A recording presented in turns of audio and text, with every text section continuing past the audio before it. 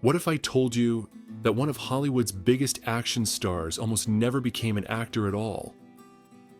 Before the fame, before the particular set of skills, Liam Neeson was driving trucks, hauling kegs of Guinness beer, and even teaching kids, until one shocking encounter with a knife-wielding student pushed him out of the classroom forever.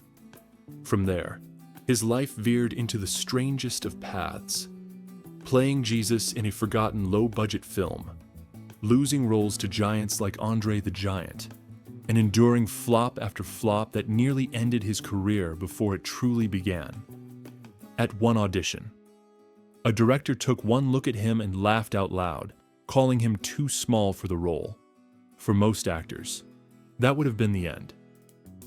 For Neeson, it was just another scar that would one day harden into the face of Hollywood's ultimate survivor.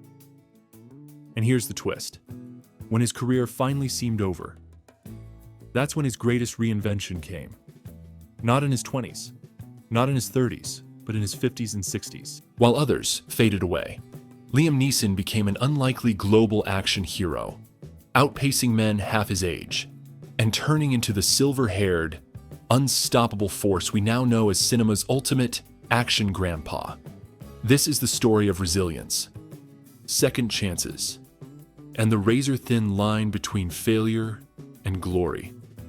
Because Liam Neeson didn't just become a star, he became proof that it's never too late to rewrite your destiny.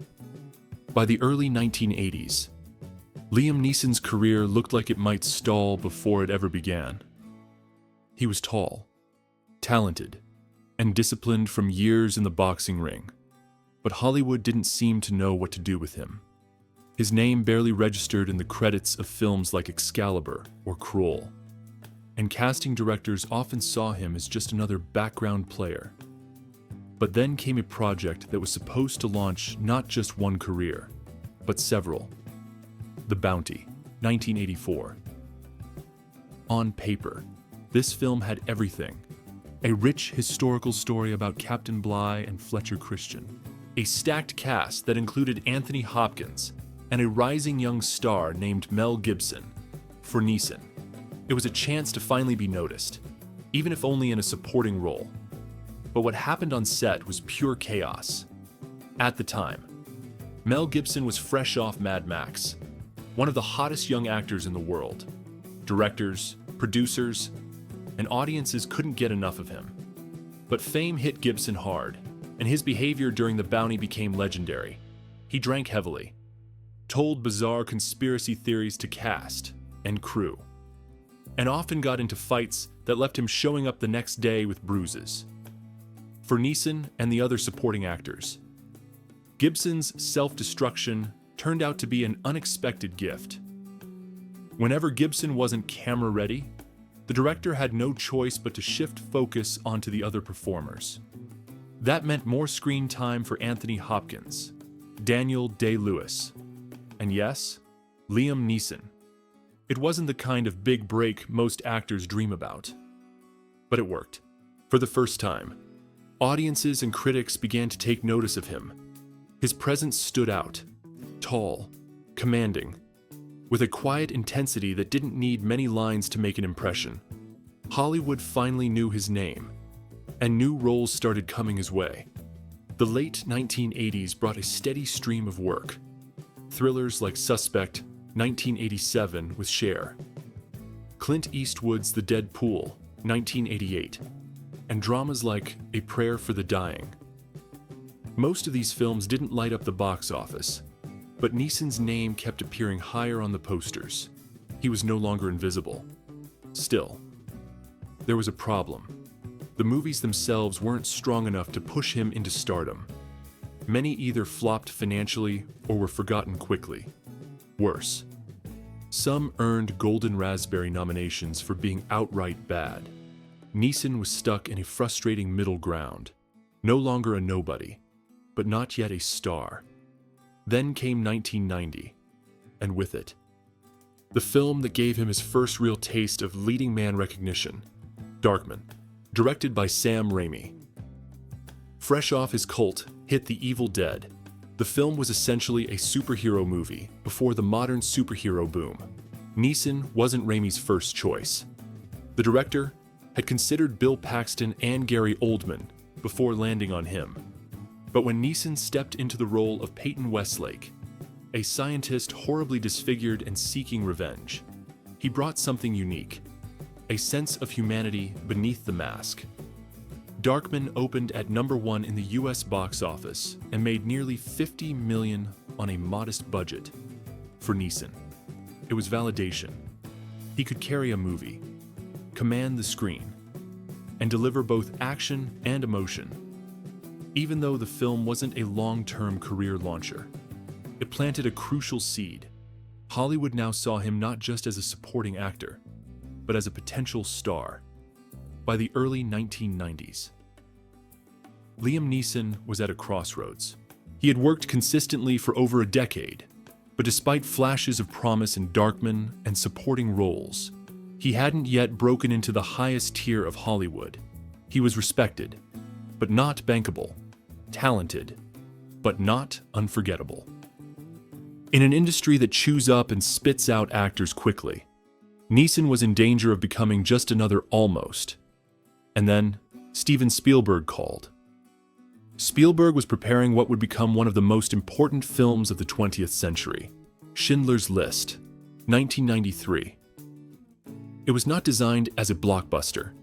It was not meant to entertain in the traditional sense. It was meant to tell one of history's darkest stories with honesty and power, the true account of Oskar Schindler, a German businessman who saved over 1,000 Jews during the Holocaust. At first, Spielberg had other names in mind. Harrison Ford was considered, but Ford himself declined, saying audiences might confuse Schindler with Indiana Jones. Kevin Costner lobbied hard for the role but was rejected, perhaps because critics had grown tired of him at the time. Even Swiss actor Bruno Ganz was approached. But in a twist of fate, none of them stuck. So how did Liam Neeson end up with the part? According to Hollywood lore, Spielberg's wife Kate Capshaw played a surprising role after seeing Neeson perform in a Broadway play with Natasha Richardson. Capshaw remarked on the warmth and depth he brought to his character. Spielberg, searching for exactly that quality in Schindler, decided to give Neeson a closer look. A week later, the phone rang. For Neeson, this was the chance of a lifetime, and he didn't waste it. His performance as Oskar Schindler was commanding yet deeply human. He wasn't a flawless hero. He was a flawed man who stumbled into greatness. A man who began the war chasing profit and ended it haunted by the lives he could not save. Neeson's quiet strength, his towering presence, and the vulnerability in his eyes gave the film its soul. Schindler's List became a global phenomenon. It won 7 Academy Awards, including Best Picture and Best Director. It grossed over $300 million worldwide, despite its heavy subject matter. And for Neeson, it was a career-defining moment. He earned an Academy Award nomination for Best Actor, placing him alongside Tom Hanks and Anthony Hopkins, though he ultimately lost to Hanks for Philadelphia. The nomination alone vaulted him into Hollywood's A-list. More importantly, Schindler's List changed the way audiences and the industry saw him. No longer was he the tall Irishman who couldn't quite land a hit. He was now a serious dramatic actor, trusted with one of history's most sensitive stories, and capable of carrying the weight of an entire film on his shoulders in the years immediately following. Neeson enjoyed the kind of roles he had long dreamed of. He starred in Nell, 1994, which performed well, and Rob Roy, 1995, a historical epic that earned strong reviews even if it didn't dominate at the box office. He portrayed freedom fighter Michael Collins in the 1996 biopic, winning the Volpe Cup for Best Actor at the Venice Film Festival. His resume now boasted critical respect, international recognition, and a reputation for dignity. But as Hollywood often proves, critical acclaim doesn't always translate to consistent box office gold. Despite his newfound stature, Neeson's films in the late 90s, Michael Collins, Les Miserables, and others, struggled financially. He was admired. Yes, but the money didn't always follow, and in Hollywood, money talks louder than awards. Still, Schindler's List had given him something more important than a blockbuster hit: credibility. From that point on, no one could dismiss Liam Neeson as a failed supporting actor or a forgotten face from the 80s. He had etched his name into cinema history, and just as it seemed Neeson might settle into a career of steady, respectable dramas, another twist was waiting. George Lucas was about to reboot Star Wars for a new generation, and he wanted Liam Neeson to play a Jedi Master. After Schindler's List, Liam Neeson seemed destined to remain in the realm of prestigious dramas and historical epics. Yet Hollywood is full of unexpected detours, and one of the most surprising came in 1999, when George Lucas invited him into a galaxy far, far away. Lucas was preparing The Phantom Menace, the long-awaited prequel to his Star Wars saga. Casting for the new Jedi characters was intense. Dozens of actors were considered, but Neeson's commanding presence and newly earned credibility made him the top choice to play Qui-Gon Jinn, the wise Jedi Master who discovers young Anakin Skywalker. For Neeson, the role was both thrilling and practical. He was a lifelong fan of the Star Wars universe, and the paycheck, reportedly $2. The $5 million was the biggest of his career at the time. Studios even had to expand the set to accommodate his 6'4" frame. When asked about it later, Neeson claimed he loved every moment, improvising scenes and enjoying the scale of the production. When The Phantom Menace finally hit theaters, it was an unstoppable juggernaut.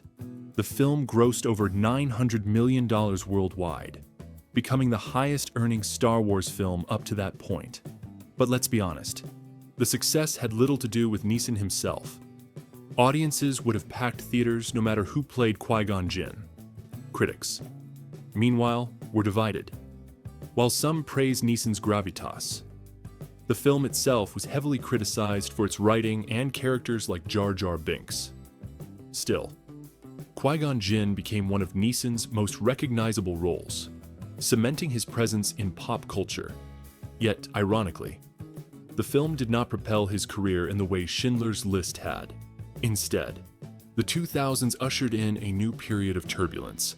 Neeson's next big project, Gangs of New York, 2002, directed by Martin Scorsese, looked promising.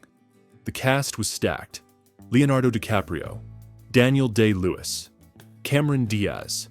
Neeson played Priest Valen, a role meant to add gravitas to the story's opening act.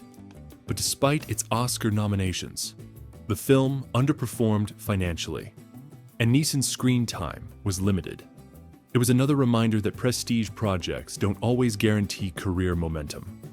Worse still was K-19, The Widowmaker, 2002, a Cold War submarine drama where Neeson starred alongside Harrison Ford. The film cost $100 million but earned only $66 million worldwide. For studios, that kind of loss made Neeson look risky, and the hits kept coming. Ridley Scott's Kingdom of Heaven, 2005, where Neeson played a noble crusader, also failed to connect with audiences, despite its later redemption through a director's cut. Ironically, the one film that did work during this period was the one Neeson expected least: Love Actually, 2003. Playing a grieving widower navigating single fatherhood, Neeson charmed audiences in a role far removed from action or epic drama. The ensemble romantic comedy became a holiday classic, and Neeson's warmth in the film showed he could do more than grim seriousness. Yet the success of Love Actually was seen more as a boost for the genre than for him personally. By the mid-2000s, Neeson found himself in a strange place. He was respected, always working, but stuck in roles that didn't quite capture his full potential. He had critical credibility. Yes, but his box office record was shaky. In Hollywood's brutal math, he wasn't a guaranteed draw. But life in Hollywood often turns on chance. In 2005, Neeson took a small but important role in Christopher Nolan's Batman Begins, playing Ra's al Ghul. It wasn't a starring role, but it kept his name attached to a successful franchise at a time when he needed it most. And that connection, indirectly, would set the stage for the most unexpected reinvention of his career. Because just a few years later, Neeson would transform from respected dramatic actor into something no one saw coming, the most unlikely action star of the 21st century by the late 2000s. Liam Neeson was entering his mid-50s, an age when most actors start preparing for supporting roles, quiet dramas, or semi-retirement. He had respect. Yes, he had credibility from Schindler's List and a long resume. But Hollywood wasn't knocking on his door with blockbuster leading roles anymore. In fact, it looked like his time as a bankable star had passed. Then came a modest European action film called Taken, a project Neeson almost turned down. Originally, the role of Bryan Mills, a retired CIA operative with a particular set of skills, wasn't meant for Neeson at all. Producers first offered it to Jeff Bridges, who accepted briefly before walking away. When the offer came to Neeson, he hesitated. He thought the script was fun, but the idea of him, an actor known for prestige dramas, playing a bone-crunching action hero, felt absurd. I thought it would go straight to DVD, he later admitted. But there were perks: 4 months in Paris, a chance to work with personal trainers, and, most importantly, a paycheck of $5 million. Neeson took the gamble. When Taken hit US theaters in 2009, the result stunned everyone, including Neeson himself. The film exploded at the box office, earning over $225 million worldwide on a $25 million budget. Audiences loved the raw simplicity of the story, a father tearing through Paris to rescue his kidnapped daughter. And at its heart was Neeson. Towering, relentless, and utterly convincing as a man who could dismantle an entire criminal network with nothing but determination and grit. What made Taken so powerful wasn't just the action, it was Neeson's presence. Unlike younger action stars, he carried the weight of age, experience, and pain in his face. He wasn't just punching bad guys, he was a father, a man with nothing to lose. That emotional undercurrent made Bryan Mills believable and unforgettable. Almost overnight, Liam Neeson became Hollywood's most unlikely action hero. Critics dubbed him the Action Grandpa, but the title was said with admiration. At 56, he'd reinvented himself into a global box office draw, competing with actors half his age. The industry took notice. Studios rushed to cast him in similar roles. Unknown, 2011. The Grey, 2011. Nonstop, 2014. These films might have had thin plots, but audiences didn't care. They came to watch Neeson break bones and deliver that gravelly voice of justice. His paycheck skyrocketed. $7 million for Unknown and The Grey. $20 million for Taken 3 and Nonstop. Suddenly, Neeson was not just respected, he was rich, bankable, and in demand. What's remarkable is how this reinvention contrasted with his earlier career. In the 80s and 90s, he had struggled for recognition, often overshadowed by others. In the 2000s, he was respected but financially inconsistent. And yet, when most actors fade away, Neeson found his biggest stardom. But success came with irony. While audiences loved this new Neeson, critics often rolled their eyes at the repetitive scripts and shaky camera work. Movies like Taken 2, 2012, and Taken 3, 2014, were mocked for recycling the same formula. But they still made hundreds of millions. Neeson himself admitted he grew tired of play by the early 2010s. Liam Neeson had achieved something extraordinary. He was not only one of Hollywood's highest-paid actors, but also a cultural phenomenon. The man who once thought he'd never escape obscurity was now a global symbol of relentless determination. And yet, just as quickly as the action grandpa wave rose, cracks began to appear. Because in Hollywood, even reinventions have an expiration date, if Taken was the spark. Then the early 2010s were the explosion. Liam Neeson had gone from respected dramatic actor to box office juggernaut, practically overnight. Suddenly, every studio wanted a piece of the aging action hero formula, and Neeson, already in his late 50s, was working non-stop. The numbers were staggering. In 2012, Taken 2 grossed nearly $380 million worldwide, almost doubling the original film.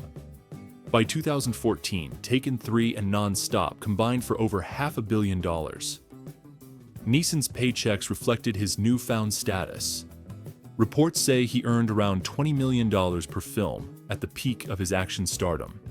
For a man who once struggled to land supporting roles in forgettable 80s flops, this was a dizzying turnaround. What made Neeson so bankable wasn't just the fights and chases. It was the emotional weight he brought. Unlike younger action stars, Neeson looked like someone who had lived, who had suffered. The audience believed his anger, his exhaustion, his determination, when he growled threats into a phone. It didn't feel like movie dialogue. It felt like a father's promise. That authenticity kept audiences glued, even when the scripts were paper thin. But here's the catch. Hollywood can never resist milking a formula dry. Studios pumped out Neeson-led thrillers one after another. Run All Night, 2015. The Commuter, 2018. Cold Pursuit, 2019. Honest Thief, 2020. The Marksman, 2021. Blacklight, 2022. Many of them felt interchangeable. Different villains, different cities, but the same scowling Neeson with a gun. Critics began to joke that you could swap the titles and nobody would notice. Audiences noticed, too. While a few films did modestly well, The Commuter actually turned a profit. Others tanked. Blacklight and Memory barely made a ripple at the box office by the mid-2020s. The Action Grandpa brand had lost some of its shine. Neeson himself admitted he was growing tired of it. In interviews, he said he wanted to step away from action roles, only to sign up for more a few months later. Part of it was financial. Few actors his age could command multi-million-dollar paychecks for leading roles. Part of it was the adrenaline of still being relevant in a youth-obsessed industry. And part of it, perhaps, was fear. Fear of stepping away and being forgotten again. Still, even in decline, Neeson achieved something remarkable. He remained a consistent presence on screen well into his 70s, carrying films that younger actors might struggle with. Few stars of his generation managed that. Sean Connery had retired by his 70s. Arnold Schwarzenegger's returns to action were mostly nostalgic cameos, and Bruce Willis was sadly forced into retirement by illness. Neeson, against all odds, kept running, punching, and growling his way through scripts. There were also bright spots outside the action formula. He reunited with Martin Scorsese for Silence, 2016. A slow, meditative drama that showcased his depth as an actor, even if it flopped financially. He also lent his iconic voice to animated projects, from the Lego Movie to the Chronicles of Narnia. These roles reminded audiences, and himself, that he was more than just fists and threats. By the late 2010s and early 2020s, though, the cracks were undeniable. The box office wasn't as kind, critics were harsher, and audiences began asking if Neeson had overplayed his reinvention. Yet even then, his career was a rare Hollywood miracle. He had lived through obscurity, critical acclaim, financial struggles, and reinvention, not once, but twice. and as the dust settled on his action era. One question remained. What would be Liam Neeson's lasting legacy? Would he be remembered as Oskar Schindler, the flawed hero of one of cinema's greatest films? Or as Bryan Mills, the relentless father who redefined late-life stardom? Maybe the answer is both.